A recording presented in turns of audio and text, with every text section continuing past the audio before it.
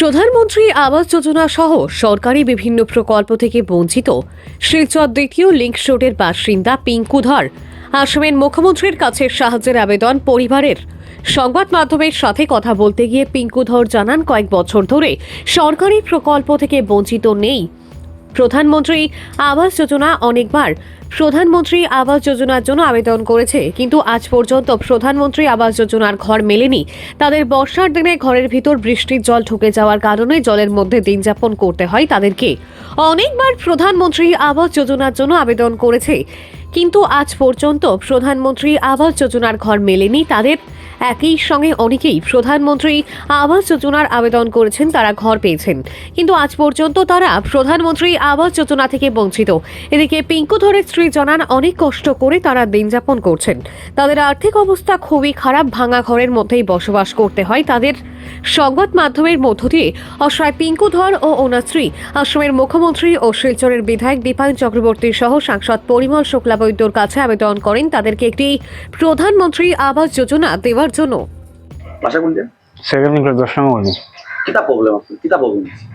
প্রধানমন্ত্রী আবাসের লাগে বহুতবার আমি অ্যাপ্লাই করছি, কোনো রেসপন্স নাই। গভর্নমেন্টের কোনো কোনো কিছু সুবিধাও হয় না।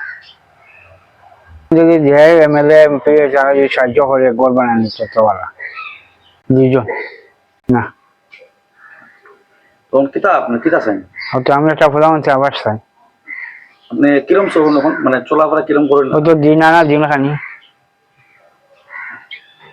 আমি বহুত প্রধানমন্ত্রী আবাস, কোনো রেসপন্স নাই, কিচ্ছু নাই।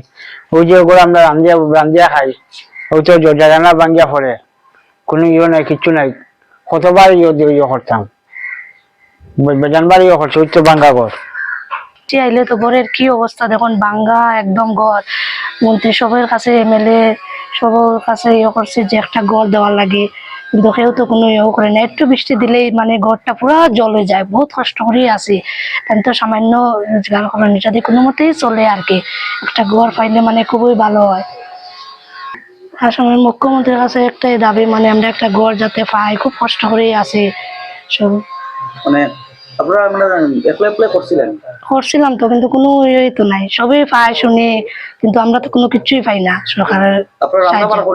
ওই যে এই রুমের মধ্যে, এই রুমে বৃষ্টির সময় থাকতে পারেন না? না, যে জল হয় আর একদম ডুবু ডুবু থাকে। আর ঘরের ভিতরে জল ঢুকে? হ্যাঁ, একটু এক রাত্রে বৃষ্টি দিলেই তো জলে যায়। তারপরে তখন কই? ওই তো জলের উপরে পালঙ্গের উপরে উঠে যায় সবকিছু।